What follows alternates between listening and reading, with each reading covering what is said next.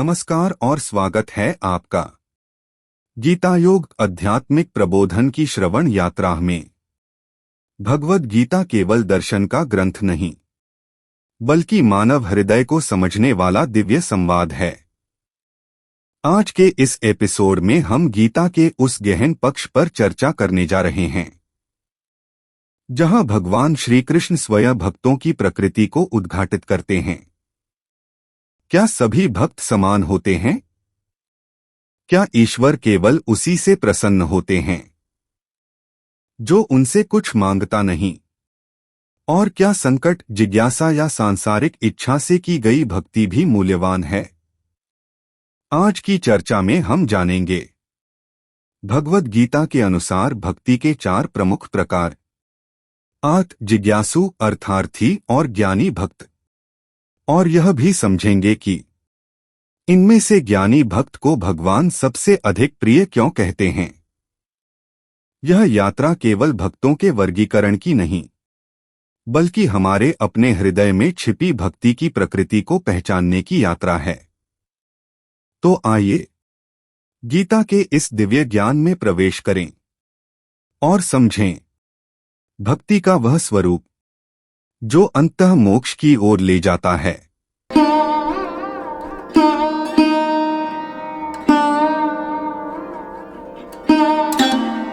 भगवद गीता में भक्ति के बारे में बहुत कुछ कहा गया है, लेकिन हम अक्सर सोचते हैं कि भक्ति का मतलब सिर्फ पूजा पाठ है या मंदिर जाना। पर हमारे पास जो स्रोत हैं वो बताते हैं कि गीता भक्ति को 4 अलग-अलग नजरियों से देखती है। ये वो 4 रास्ते हैं जिनसे लोग ईश्वर से जुड़ते हैं। और आज हमारी कोशिश यही रहेगी कि हम इन 4 प्रकार के भक्तों को सिर्फ परिभाषित ना करें, बल्कि उनकी प्रेरणाओं को समझें। ये एक तरह से एक आध्यात्मिक सीढ़ी है और हम देखेंगे कि भगवान कृष्ण की नजर में इस सीढ़ी पर सबसे ऊपर कौन है और क्यों है। चलिए इस दिलचस्प विषय में थोड़ा और गहराई से उतरते हैं। तो इसकी शुरुआत कहाँ से होती है? स्रोत इन 4 प्रकारों का आधार कहाँ से लेते हैं? देखिए, इसकी नींव जो है वो गीता के 7वें अध्याय का एक बहुत ही महत्वपूर्ण श्लोक है, श्लोक 16। इसमें कृष्ण कहते हैं, चतुर्विधा भजन्ते माम जनाः सुकृति नो अर्जुना आर्तो जिज्ञासुर अर्थार्थी ज्ञानी च भरतर्षभ।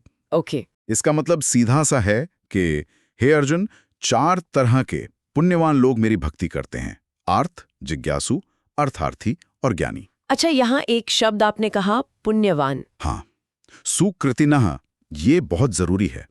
कृष्ण शुरुआत में ही ये साफ कर देते हैं कि ये चारों ही लोग अच्छे हैं, नेक हैं। मतलब किसी की भक्ति को कम नहीं आंका जा रहा है। बिल्कुल नहीं, बस उनकी वजहें, उनके मोटिव वो अलग अलग हैं।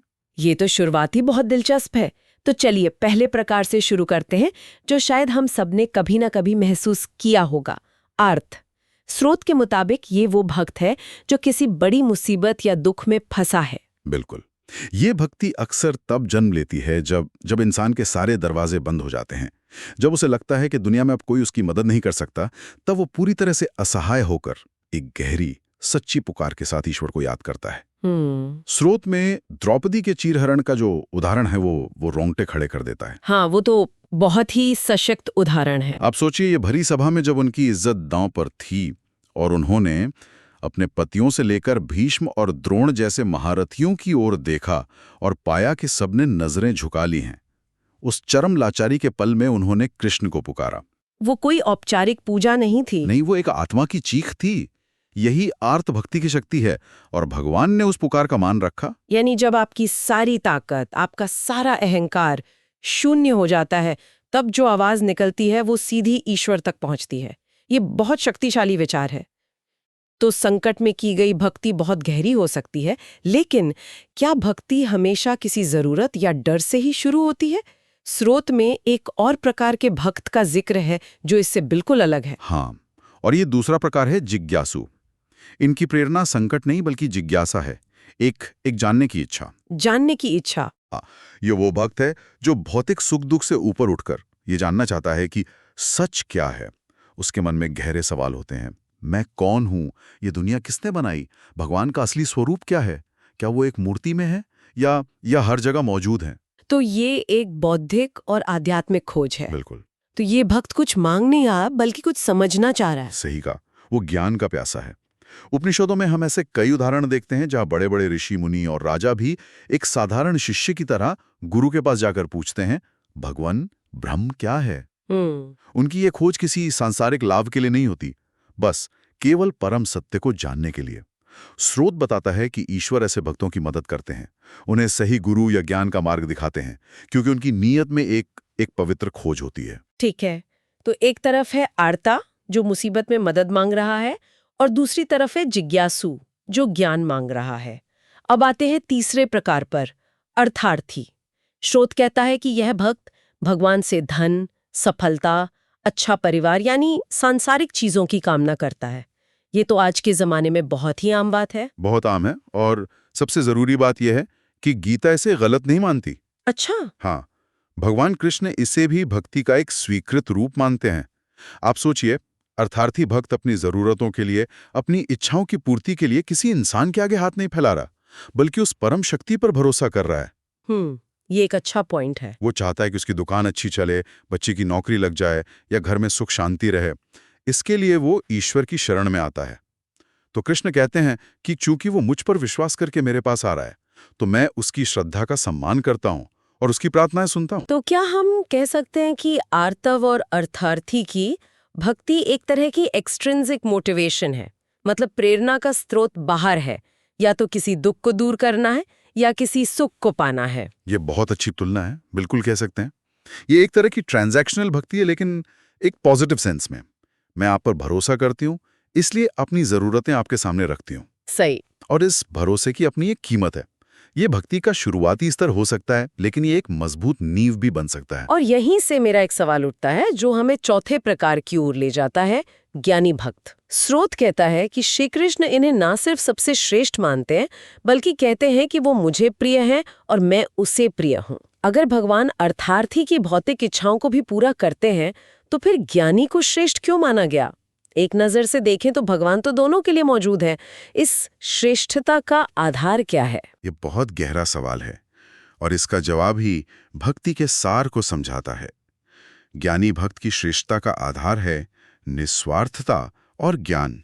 निस्वार्थता? हाँ, ज्ञानी भक्त ईश्वर के असली स्वरूप को तत्व से जानता है।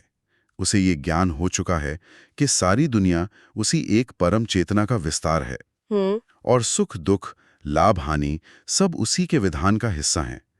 इस समझ के कारण उसकी भक्ति किसी लेन देन पर आधारित नहीं होती। अच्छा। वो ईश्वर से कुछ मांगता नहीं, क्योंकि उसे पता है कि जो मिलना है वो मिलेगा, और जो नहीं मिलना वो नहीं मिलेगा। मतलब उसकी भक्ति में कोई अगर या तो नहीं होता? बिल्कुल नहीं। इसीलिए कृष्ण अगले ही श्लोक 17 में कहते हैं, तेषाम ज्ञानी नित्ययुक्तः एक भक्तिर विशिष्यते प्रियो ही ज्ञानिनो अत्यर्थम अहम सच मम प्रियः। इसमें क्या खास है? यहाँ दो शब्द बहुत महत्वपूर्ण हैं। नित्ययुक्त यानी वो मुझसे हमेशा जुड़ा रहता है, चाहे हालात अच्छे हों या बुरे। और एक भक्ति यानी उसकी भक्ति सिर्फ और सिर्फ मेरे लिए है, किसी और चीज के लिए नहीं। इसीलिए कृष्ण कहते हैं कि ऐसा भक्त मुझे सबसे ज्यादा प्यारा है। ये एक तरफा मांग नहीं है, ये एक दो तरफा प्रेम का संबंध है जो गहरी समझ पर टिका है। वाओ! तो अगर हम आपकी पिछली बात से जोड़ें, तो ज्ञानी भक्त की भक्ति पूरी तरह से इंट्रिंसिक मोटिवेशन पर आधारित है। उसे भक्ति करने में ही आनंद मिलता है, किसी फल की इच्छा नहीं।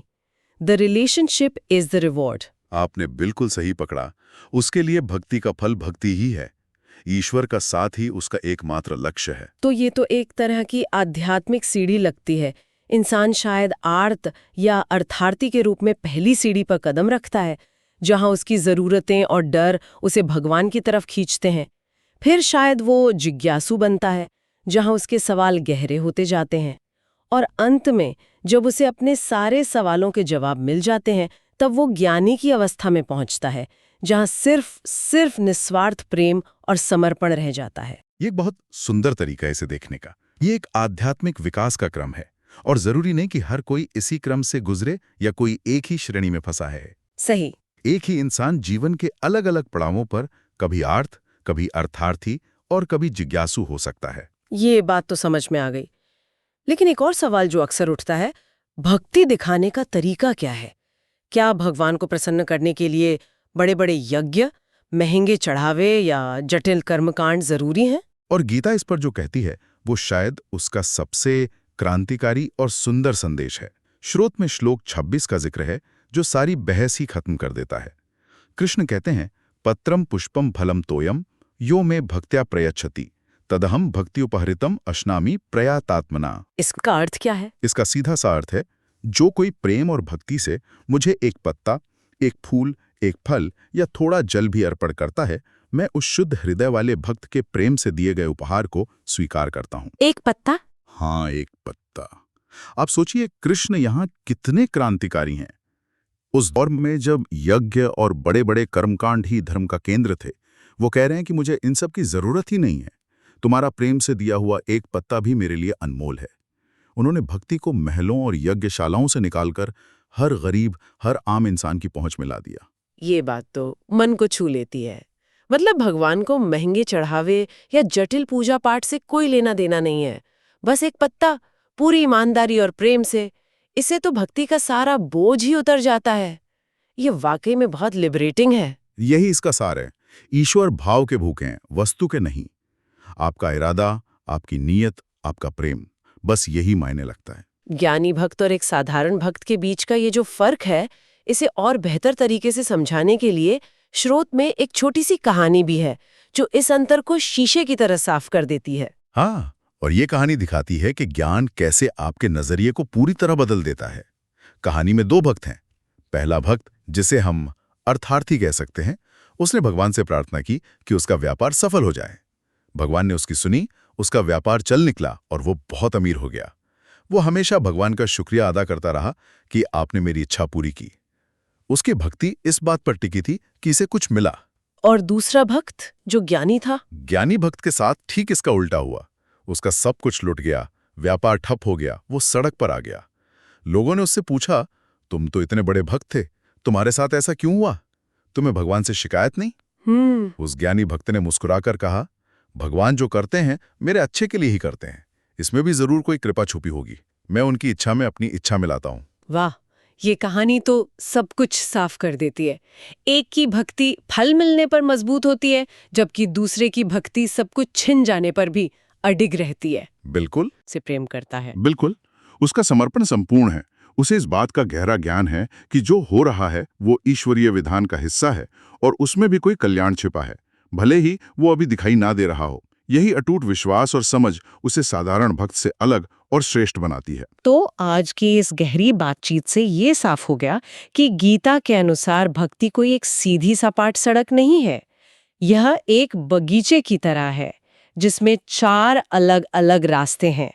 एक रास्ता संकट से गुजरता है, जिसे आर्थ कहते हैं। दूसरा संसारिक इच्छाओं का है, जिसे अर्थार्थी कहते हैं।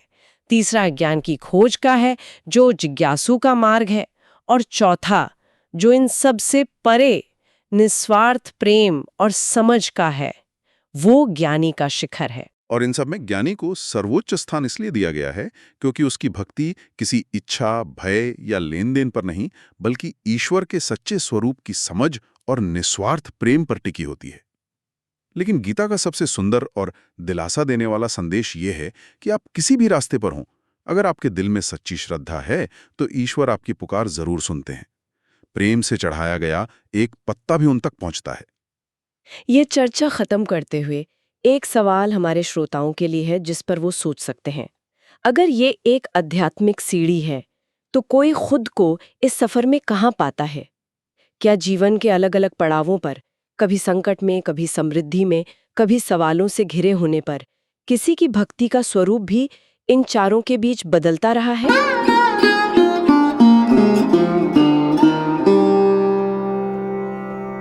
आज की इस चर्चा में हमने जाना कि भगवान श्री कृष्ण के लिए भक्ति का मूल्य किसी बाहरी वस्तु से नहीं, बल्कि भाव, प्रेम और समर्पण से तय होता है। आर्थ, जिज्ञासु और अर्थार्थी भक्त तीनों अपने अपने कारणों से ईश्वर की शरण लेते हैं, और यह भी भक्ति का ही एक रूप है। लेकिन ज्ञानी भक्त, जो बिना किसी अपेक्षा के ईश्वर को ही अपना लक्ष्य बना लेता है, वही भक्ति का सर्वोच्च रूप है। गीता हमें यह नहीं कहती कि मांगना गलत है, बल्कि यह सिखाती है कि धीरे धीरे मांग से ऊपर उठकर समर्पण की ओर बढ़ा जाए। यही निस्वार्थ भक्ति मनुष्य को संसार के बंधनों से मुक्त करती है और मोक्ष के द्वार खोलती है। यदि यह एपिसोड आपको भीतर तक छू रहा है तो इस श्रवण यात्रा को यहीं न रोकें। इस शो को फॉलो करें, इसे उन लोगों तक पहुंचाएं जो भक्ति और जीवन के अर्थ की खोज में हैं। अगले एपिसोड में हम भक्ति और ज्ञान के और भी गूढ़ आयामों को समझेंगे। तब तक के लिए कर्म करें, भक्ति जोड़े और जीवन को यज्ञ बना दें। ओम शांति।